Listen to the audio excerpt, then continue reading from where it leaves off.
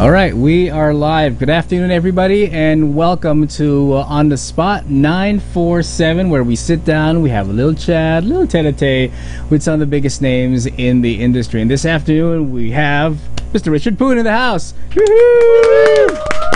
Hey, nice to be here. Thank you, Ken. You're most welcome. Welcome once again to Mellow 947. It's a joy and a privilege to have you here, the resident crooner of ASAP. It's been a while. It's been a while. Yeah, I know. Yeah. It was Ingrid the last time that you were here. Yep. But now, every so now and then you get to talk to us or me in particular. When you hear the words, being referenced like crooner, balladeer, or let's say for a female singer, chanteuse, do you ever feel limited by that category? In a way, both sides. Sometimes it's good because you have a niche, especially in these days. It's needed. That it's better to have a niche. On the other side, limited because a crooner would probably most of the time sing Sinatra songs, Bublé songs. Yes. You're not given that much freedom to like do your own. Yeah. Well, pretty much same as Bublé. He wanted to go more mainstream, but I think David Foster said no, scale back and do some more standards, and then when you've established your name, that's when you start branching off. So buti na lang, like now it's my I celebrated 10th anniversary last year. Whoa! So congrats. So 10 years. So this new digital album is my first all original opportunity to come out with a full album, just originals. Nobody asked me like to sing a Bublé song or a Sinatra song. So it's a breath of fresh air. Bublé and ask him, Mike, pahingin mo na kanta. Masyado siya maraming. He's a machine in terms of albums, but yeah. So it's a breath of fresh air to try something. Right, and it's all original, and that really is it's a plus. And you've started out with singing ballads and standards, and has that always been the style that you were gunning for when you No, actually I had an acoustic group before called U-Turn. Yeah. And ang kasabayan namin was MYMP, Paulo Santos, Nyoy, and Jimmy Bondok. And I quit that band to actually write original songs. Oh, okay. And my best friend, who's my manager until today, he said that I might not make it if I'd sing pop, because there's too many people in pop. So he said maybe you should take. I see you, like yung dating mo, your height, your speaking and all. I think you should go crooner, because nobody at that time was trying to do it. So I took his advice, even when I didn't agree. But it turned out for good. Although my original songs got shelved in a way. So now on the 11th year, it's time to bring them out. Right, dust them off the shelves. So it's like full circle. Right.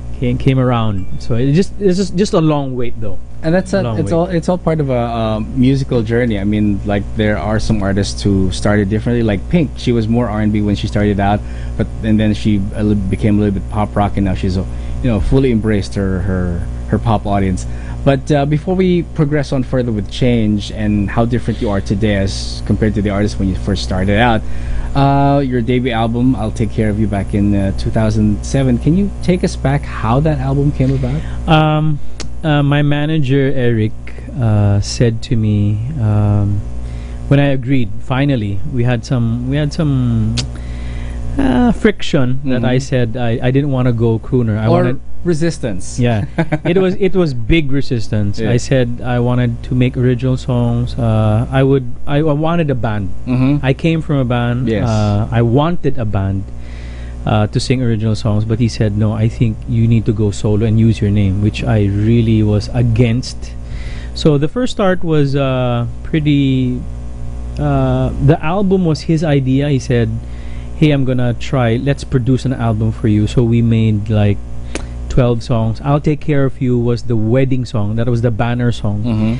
And then he went around to maybe 7 labels. All of them rejected me except MCA. Okay. At that time. Hi to Boss Ricky Ilacad of MCA if he's listening. So Boss Ricky saw something and said, we can do a deal here. We'll distribute it. We'll try to see what we can do. We'll partner together, and then it went double platinum. Yes, Then they came out with a repackaged version. They painted it white, and then double disc, and that sold very well. So my first 5 albums are all with MCA. So I really have to give them credit, because at that time they were the only ones who gave me a shot at this crooner thing, when it was like, many were skeptics that it wouldn't work for the Filipino audience, but they probably feel that singing standards, it's a little too upscale for the mainstream audiences to take in or to appreciate. Right. Yeah. So MCA was the first one who said yes. So I'm really grateful for them. Yeah. Any particular, let's say, memory that's associated, let's say, either maybe with promoting the album or and when you were conceptualizing the album? It was fun. I think now I can be more relaxed saying it, but I remember the first time I came out in ASAP, I sang "I'll Take Care of You," and I was so nervous. And any artist would, I'm sure. And I saw the paper. It said Richard's gonna sing "I'll Take Care," and the backup vocals were Yeng, Nina, and just 4 big named singers. I'm like, and who am I? I'm nobody. So I was so scared. I was really so scared. But because I knew some people in the industry already, my manager managed Sam Milby, so Sam was there, Piolo was there. I also knew Christian and Eric Santos, so they made it a little bit easier for me to, like, when I'm nervous, they'd say, "Oh, relax, it really happens." The transition was a little bit easier. The practices, like, we would practice like maybe an hour before the show, and that was new to me. Yeah. But they're saying, just relax. It's really like this. You got one shot, and then you do your best, and then so. All of those, like, ASAP is very. It's a fast-paced. It is. So there are a lot of things that happen live because it's live, on air performance. And I can imagine there's a little bit of compartmentalizing and tuning your mind out and saying that, okay, I'm just performing for the audience. I will not think of the 100,000 people watching in their homes. And this audience is the number of audience that I can deal with at the moment. I think on the first months, it's really, I think, natural for anybody, because when I got to ASAP and after a few years, I would see new people coming in, and I would see their face like, oh, I'm sure ganito yung mukha ko when I started, and they're scared. They're like, rat, kasi it's really something different. But later on, as you perform every week, especially when the Sessionistas segment came out, we became more comfortable singing live every week. So that made it easier. And then I also couldn't forget the first album where, when it became platinum and then double platinum, ASAP gave awards for that. Yeah, and they still do. And they still do. And so it was like, it was surreal when they gave you the award, the ASAP award for, let's say, this year, 2009. You're like, the ASAP Platinum award goes to you, and then you have to say us a little spiel. Thank you to my management, thank you to ABS, thank you to the label. So that was pretty nice. The first albums, I think the first 3, it garnered awards, so it was really nice. Different. And obviously you have more memories of your own with the album, and I'm sure also listeners and fans of your music will have memories of their own when they hear your music. And do you think that's what artists usually or ultimately do, to take people back into a moment in their lives via the songs that you sing, a moment where they felt most happy or they felt most vulnerable? I think so. I mean, 2 minutes before or 5 minutes before our interview, I saw 2 girls in this same room getting kilig over a guy they saw in college. So yeah, I think music brings back so many memories. And I think in my genre, I always tell the younger people, like, when it come to me, and they'd say, hey, can I have a picture with you? I always tell the young people, it's your mother, right? And then go, yeah, my mom likes you a lot. And so I'd say, I think I bring back memories because when I talk to senior citizens who love Sinatra music, they'd always Right. say And songs like that are forever. So forever. Yeah. And they'd say, you know, this was our song on. This is the songs you're singing are the songs on radio in our time. Yeah.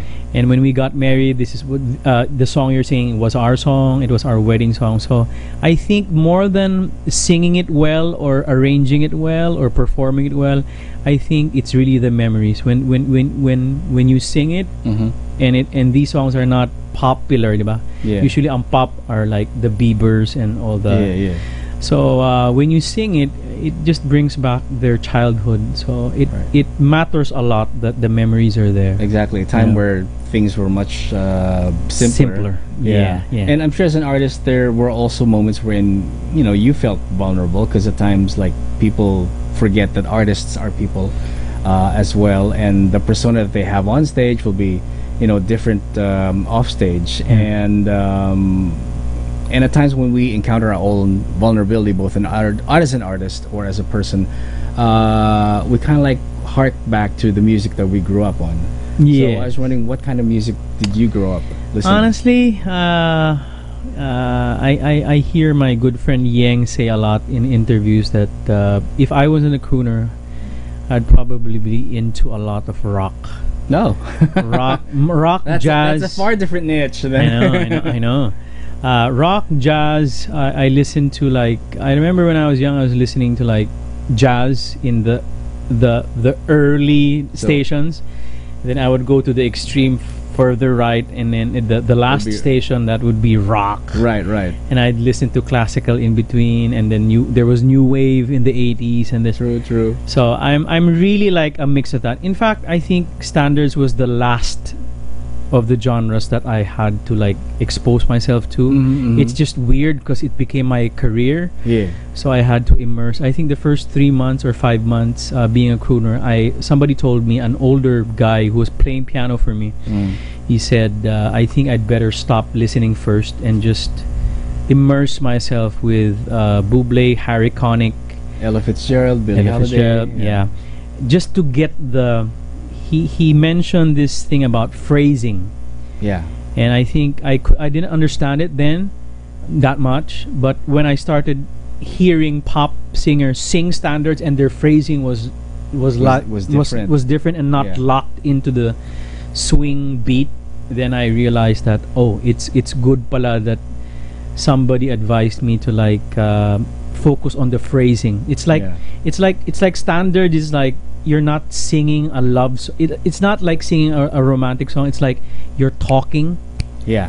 It's like you're... Sinatra does that very well. Just he's the master. So just talking. So it's like talking, singing, but you're just like talking.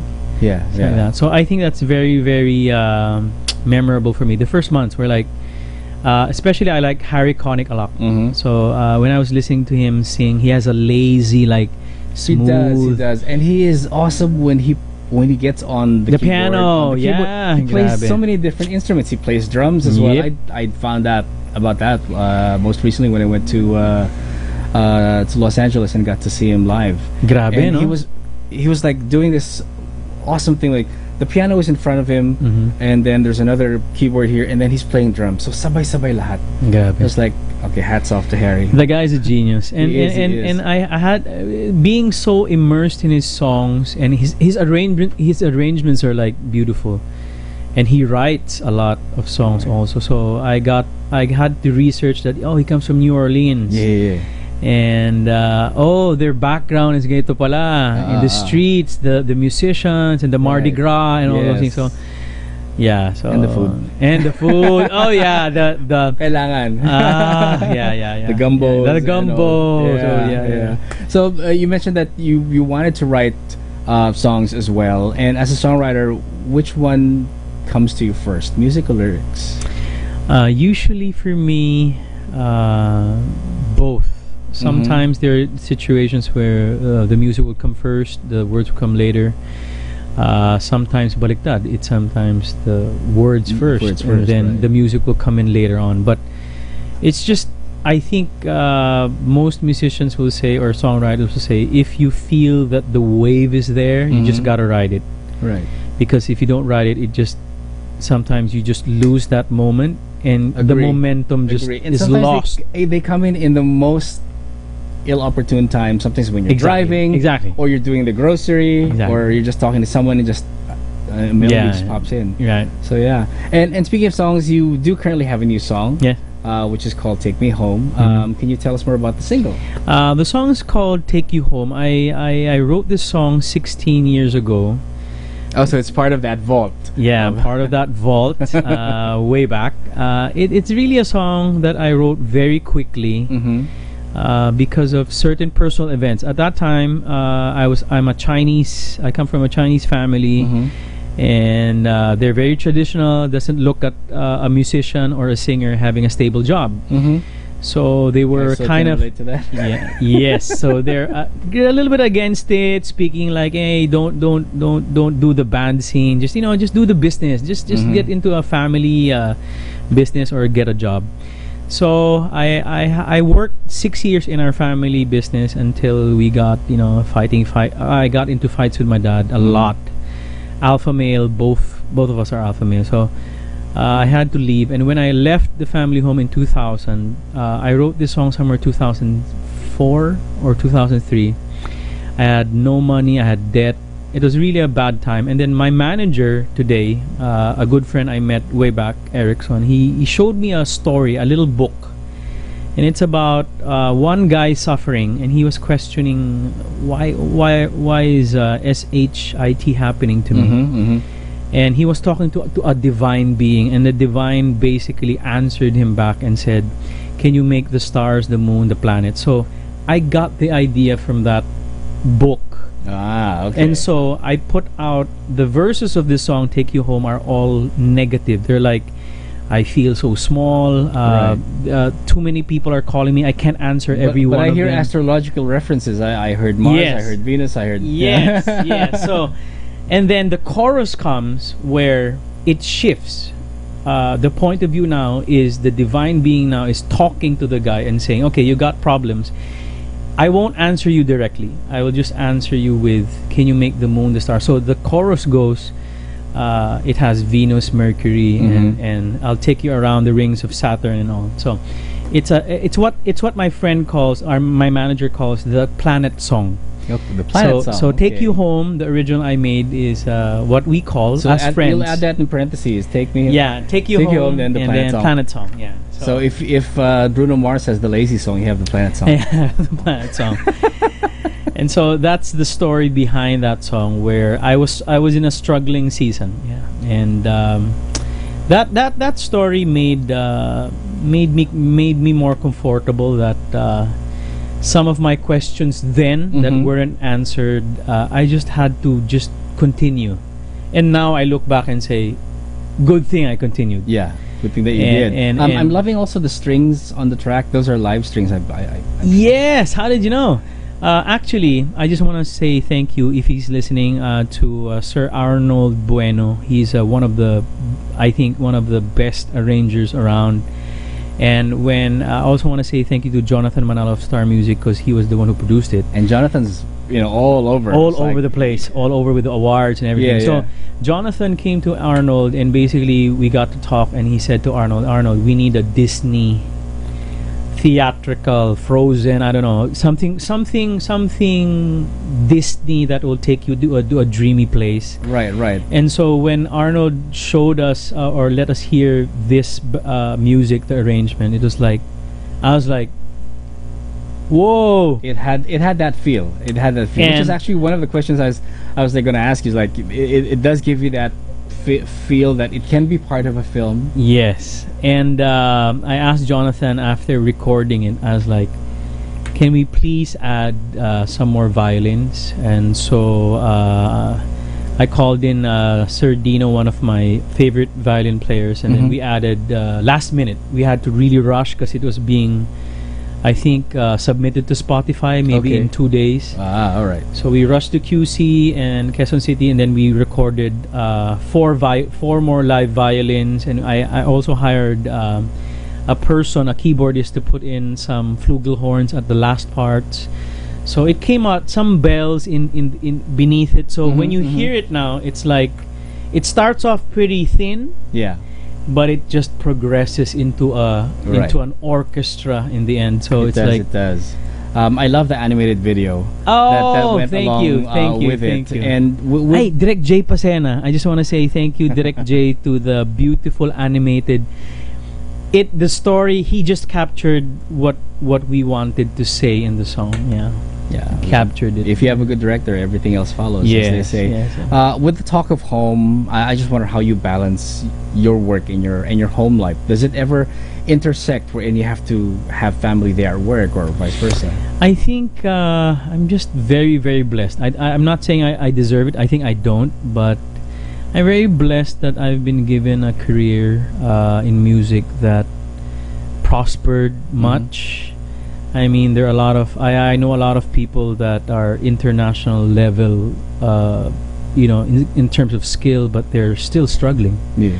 So I think I've been very blessed to have a career. I got into ASAP. We got the Sessionistas for so many years. We toured US, Canada.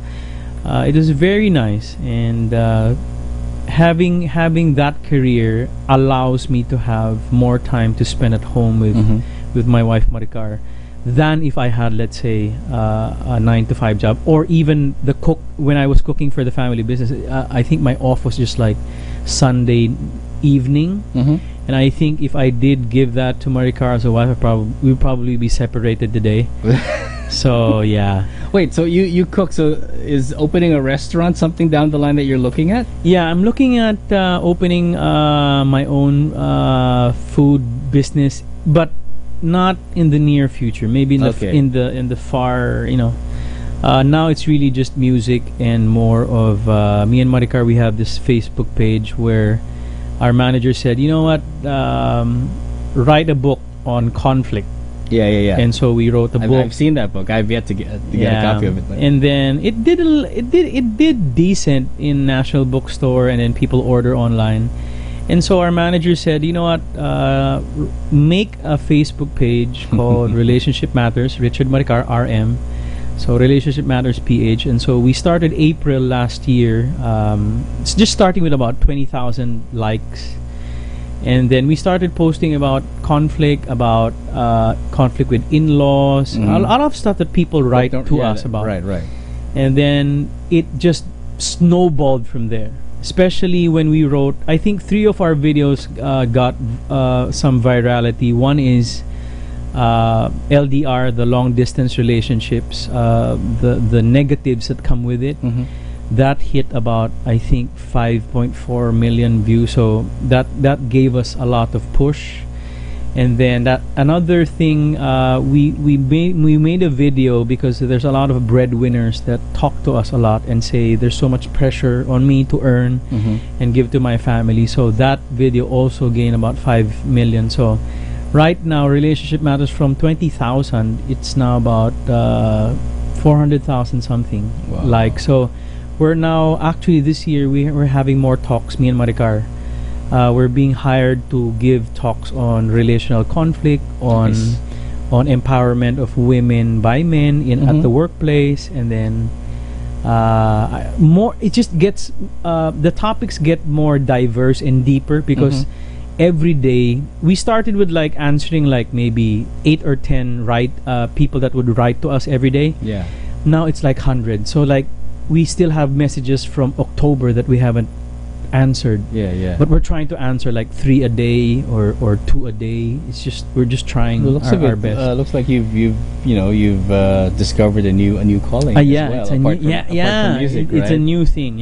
So that keeps us busy, and the blessing there is I'm with my wife. So exactly. So it's like instead of working away from her, we're now working together. Right. And so we're on stage. We go to the corporate events. We went to BPOs in Alabang and just basically talk to them on what they need. Minsan it's finances, minsan it's conflict in the workplace, sometimes it's conflict in the marriage, and mostly a lot of a popular topic is finances. The unpaid loans, the debts, and all that. credit card debts, and also. Right. Well, things that a lot of people go through, every day. Yeah. In the line also of work that you do, sometimes art will intersect different art forms. So down the line, apart from opening your own restaurant, you also see yourself maybe doing a bit of acting, then singing. Okay, acting. I think I remember. Did you ever come out in film? I think you did. Acting, right? 100% no. Because from the very start, I think I have. By the way, I have a very good manager, Erickson from Cornerstone. So he's the president. Very good friend of mine.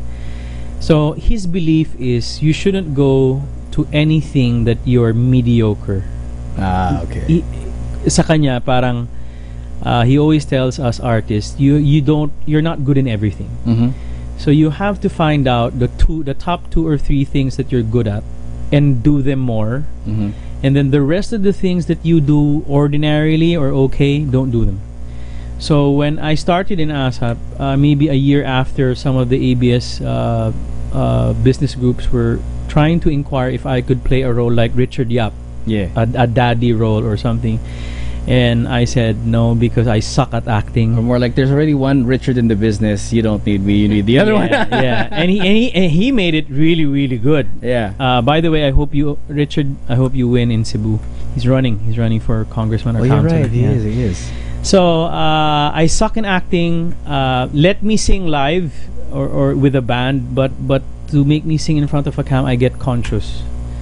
My wife is totally opposite. She's a natural in dramatic acting. So, but me, I know, and when she's like, that taping is like 24 hours. Sometimes you have to stay at a certain area, and then they have to set up the cameras, and they wake you up. And my wife is just the type of person. I mean, God sometimes is unfair. That when you wake her up, she's still beautiful, no eye bags. Me, when you wake me up, I'm like a goldfish. It's like I have shopao cheeks and I have goldfish eyes, so I can't act. So 100% I have said no to every acting offer. Yeah. Except I sang in Gerard Anderson's teleserye one time, just as a singer. Yes, right. When he was getting married in a scene, I just sang. But that's pretty natural. Yeah, at least you're still within. But I was still like. Yeah, still within your element. Yeah. So also that the upcoming album is purely digital. Yeah. What are your thoughts about the digital format? Do you think it's here to stay? It's something that, or will we ever revert back to physical CDs again? Well, we've seen for a couple like 5 years or 8 years, we've seen the big the player come back, Motorino and all these things. Yeah. The LPs coming back. The LPs. But not in a massive form. Yeah. I think the digital will stay because it's cheap. And you get to pick what you want. True. Diba? But I think because people were thinking years back, I think you heard it, of course, when people would promote here in the station, people would say, the money that people pay in CDs would eventually translate into downloads. Yeah. Which I think they estimated a certain amount, but it came lower. Yeah. Meaning people could rip songs now. For like, basically, why should I buy physical when I can just borrow yours? Exactly. So I think people have to manage expectations in terms of, can I really make so much money online in terms of selling a song?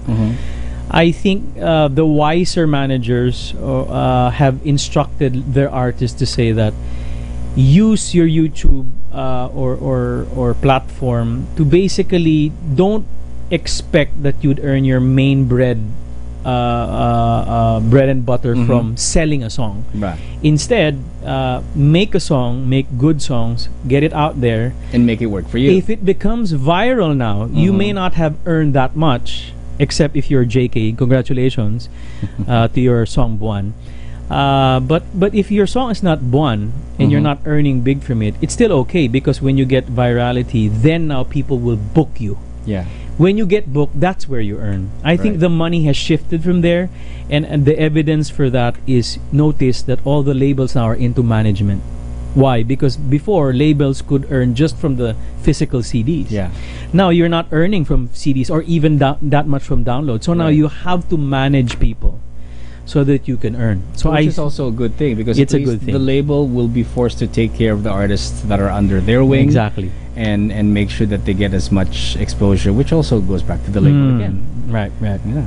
So that's the new, I think, model we have. The new model. Yeah. People are looking at us like scary. So what is next for Richard now that Next, that hope we you're have a going kid digital? soon. Ah. We're trying to have a kid. Not pressured though. A lot of people write us that my in-laws are pressuring me. They're so pressured. We're like, you gotta relax. Or more like, tell your in-laws to talk to Richard and para mawala yung pressure. Kami kausapin niyo. So kami, we hope we have our own kid soon, because people are saying they might have our kid might have good skin. And if our kid if our kid can get Maricar's nose, I'd be the happiest man. Because it's so pointed. So yeah, I hope our child gets Maricar's nose. And what else? I have a concert in June 8th, first time in Resorts World. First time, I think it's a project. Me and Jessa Saragosa will team up for a lounge type of big band concert. So that's new, because she has a lot of OPM hits, original hits. Right. I'm more of the Sinatra song, but it's a more of a elegant. It'll be an interesting mix, I'm sure. Yeah. So it's a crooner lounge, sultry, sexy. Yeah, the crooner and the chanteuse. Yeah. So that will be there on June 8th at Resorts World. And then the digital album, actually this song Take You Home is the first one. I already recorded the second song. The second song is actually a Tagalog wedding song. Oh. And when people ask me, what's the song all about? The title of the song is May Isang Mamahalin, and the person who wrote the song is a guy named Aaron Paul. Okay. And he's the guy who wrote Nandito Ako for Ogie Alcacid. He's based now in the US. So he basically messaged me and said, Richard, I need to make a song for you, because he kinda knows I don't have an original hit yet. So he's like, I'm excited to write this. And so I listened to many songs. He sent me like maybe 10. And I said, Sir A, I like this song, May Isang Mamahalin. And when people ask me what the song, to describe the song, it's just like Eric Benet's The Last Time na Tagalog. So the story is like, May Isang Mamahalin is, the guy's basically saying in the song, I met a lot of people in my life, in my seasons, working. I met so many women. And I like some of them. But you're the one I picked. You're the one, I came back to you because you're the one I want to marry. So that song is really nice. I really like that song. I think it's gonna be a good song when for the weddings. song comes out, you can always come back. Yeah, I will come back. Yes. And they can follow you on social media, by the way. Your Facebook page is... Facebook page is Richard Poon with the blue check, verified blue check. That's the only Facebook account I maintain. Okay. And then in Twitter and Instagram, it's Richard Poon PH for Philippines. Richard Poon PH. Put the PH because there's Richard Poon, Hong Kong professor. Yes, HK.